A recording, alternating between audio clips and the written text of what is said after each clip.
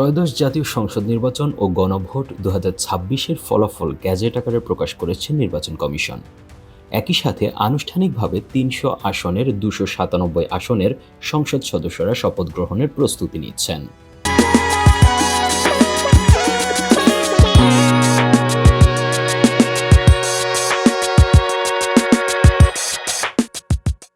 এছাড়া গণভোটে দেশের 5.25 কোটি ভোটার হ্যাঁ ভোটের মাধ্যমে জুলাই সনদ ও সংস্কার বাস্তবায়নের পক্ষে রায় দিয়েছে। ফলে মোট কাস্টিং ভোটের 60% বেশি ভোট পেয়ে হ্যাঁ জয়যুক্ত হয়েছে। একই সাথে বাংলাদেশ জাতীয়তাবাদী দল বিএনপি 209 আসন নিয়ে একক সংখ্যাগরিষ্ঠতা নিয়ে সরকার গঠন করতে যাচ্ছে। বিরোধী দল হিসেবে জামায়াতে ইসলামী 68 আসন এবং তাদের জোট সঙ্গীরা সহ মোট 77 আসনে জয়ী হয়েছে। এই সমীকরণ এখানেই শেষ হচ্ছে না। এবার যারা সংসদ সদস্য হিসেবে নির্বাচিত হয়েছেন তারা পালন করবেন প্রথমবারের মতো 2টি আলাদা পদের দায়িত্ব। জানা যাচ্ছে নির্বাচিত সংসদ সদস্যরা 2 পদে শপথ নেবেন, অর্থাৎ তারা জাতীয় সংসদ সদস্য পদের পাশাপাশি জুলাই সনদ বাস্তবায়ন আদেশ 2025 অনুসারে সংবিধান সংস্কার পরিষদের সদস্য হিসেবে শপথ নেবেন। এ ব্যাপারে নিশ্চিত করেছেন প্রধান উপদেষ্টার বিশেষ সহকারী আলী রিয়াজ। এদিকে গণভোটে হ্যাঁ জয়ী হওয়ায় এবার এসেছে ভিন্ন আমেজ।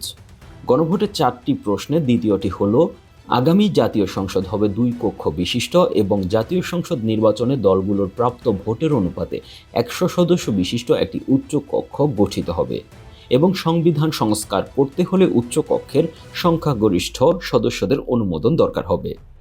নির্বাচনের ফলাফলে যেমন সংসদে ক্ষমতার বিন্যাস নির্ধারিত হয়েছে, অন্যদিকে দেশের ভবিষ্যৎ শাসনতন্ত্র ও সংবিধান সংস্কারের প্রশ্নে জনমত স্পষ্ট হয়েছে। এখন প্রশ্ন দেখা দিয়েছে গঠিত হতে যাওয়া উচ্চকক্ষে বিজয়ী বিএনপি এবং বিজিত জামাত এনসিপি জোট কে কত আসন লাভ করবে। যেহেতু এটি আনুপাতিক প্রতিনিধিত্ব পদ্ধতি হবে, সেহেতু এখানে পপুলার ভোটের অনুপাতে আসন বন্টন হবে বলে জানা যাচ্ছে। সরকারিভাবে গণভোটের মোট হিসেব গ্যাজেট আকারে প্রকাশ করা হলেও বিএনপি জামায়াতের পপুলার ভোটের হিসেব এখনও গ্যাজেট আকারে প্রকাশ করা হয়নি। ফলে 300 আসনের বেসরকারি ফলাফলের আনুমানিক বিশ্লেষণ করে দেখা যায় বাংলাদেশ জাতীয়তাবাদী দল বিএনপি অন্তত 3,66,00,000 ভোট পেয়েছে।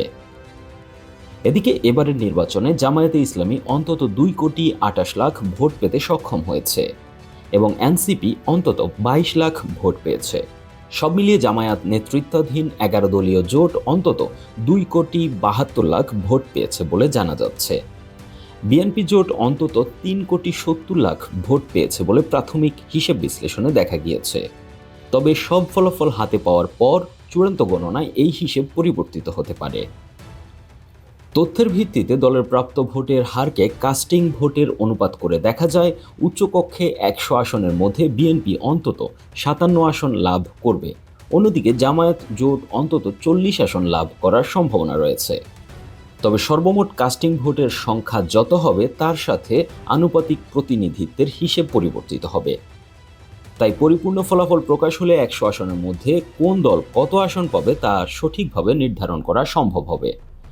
তবে বিশ্লেষকরা বলছেন বিএনপি ও জামায়াত জোটের উচ্চকক্ষে প্রতিনিধিত্ব 60-40 থেকে 65-35 হতে পারে। News desk, 21 television.